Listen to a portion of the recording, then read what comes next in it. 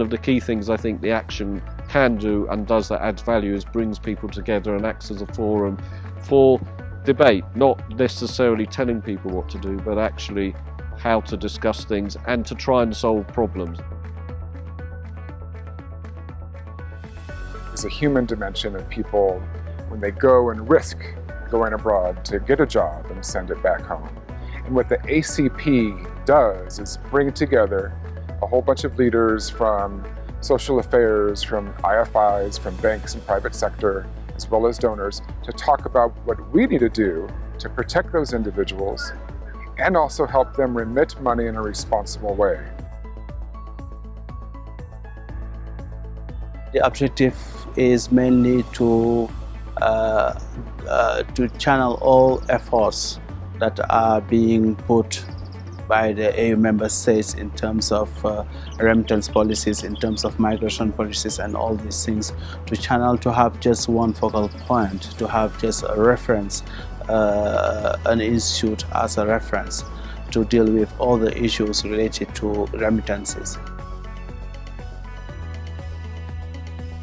We see people after all the strife they have to endure to reach where they eventually settle, especially in the European Union, and the sacrifice they do afterwards to still spare roughly 10% of what they earn to send it to their dear ones in Africa. In the Caribbean, certainly migration is a very important aspect of our lives, and so the diaspora and the potential that the diaspora brings through remittances, both social and economic, are very important to us.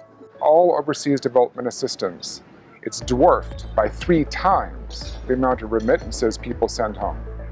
70% of Africans travel within Africa.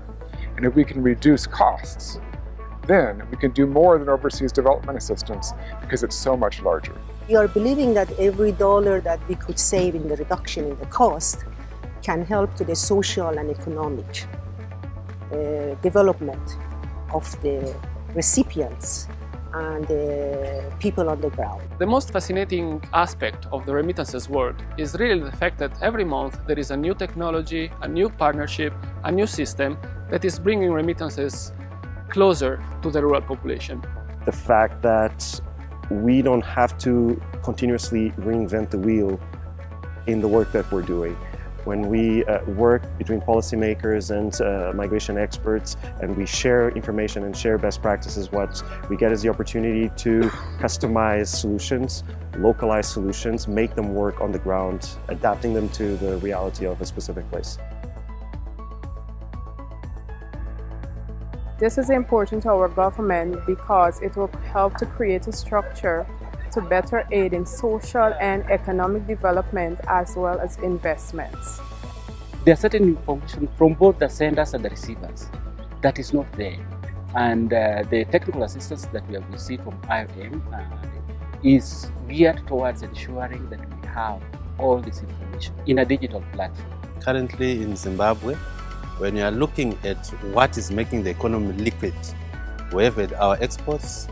In 2015 we had 2.7 billion, but next after our exports we had diaspora remittances at close to 1 billion. It was 944 million.